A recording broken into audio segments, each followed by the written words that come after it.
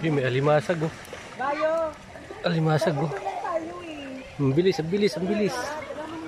Sana. Ang bilis ah. Ang bilis ah. Lumabo lang yung tubig eh.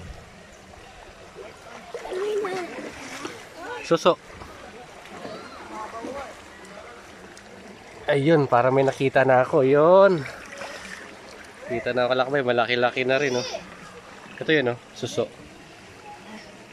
Ba't ka nag-ano? Pakainin namin. Wala kaming baon.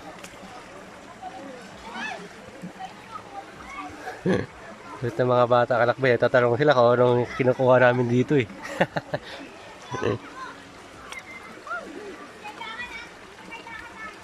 Mga ano kami, hunter. Suso hunter.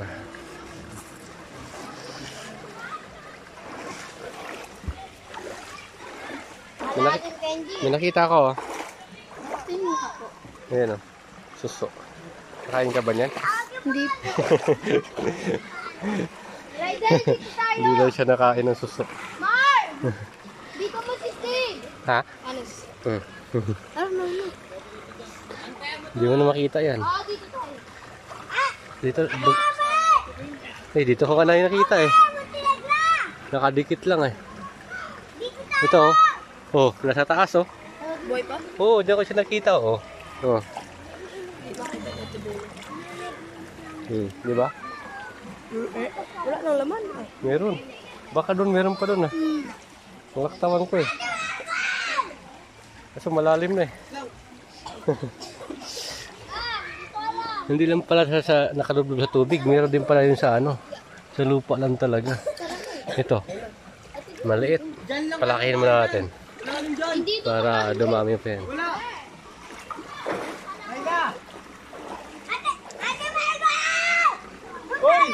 So nakadalawa na ako mga kalakbay ah. Dyan lang kayo. Dalawa na nakita ko ah. Oy, Raylin ah. Baka meron pa dito. Ito, itong shell. Nakaso patay, lupa yung laman. Ha? Patay? Meron pa oh, snail. Ito meron pa oh. Pwede na to. Medyo malaki na medyo maliit. Oh. Pwede na yan. Bakit? Ang takot dyan oh. Pwede na yan. Medyo malaki na maliit. Oh, nakatatlo na ako kalakbay. Dito lang pala silang tatago sa ano eh. Oh, tatlo. Malalim na ito dito ah. Sige na, una ka na. Ano ko banda marami na nakuha? Ay, maliliit lang eh. Patay yung ipon? Dami na oh. Tara na, Sige na, ulam na yan, ulam na yan. Malunggay na lang at saka tanglad ang kailangan yan.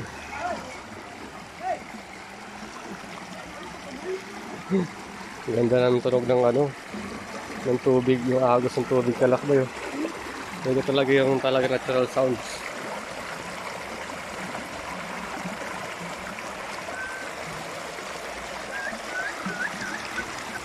Oh, meron pa oh.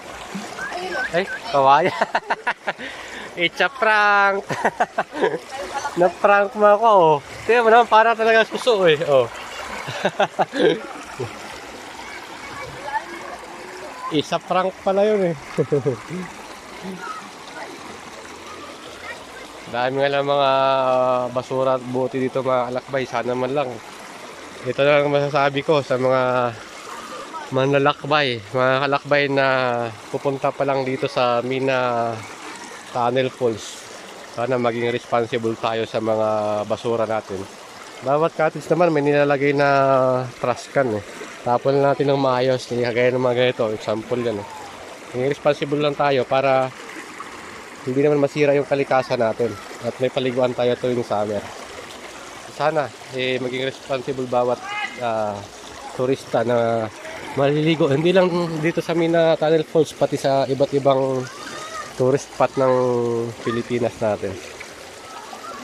Sa mga kabataan pa lang, sanayin nyo na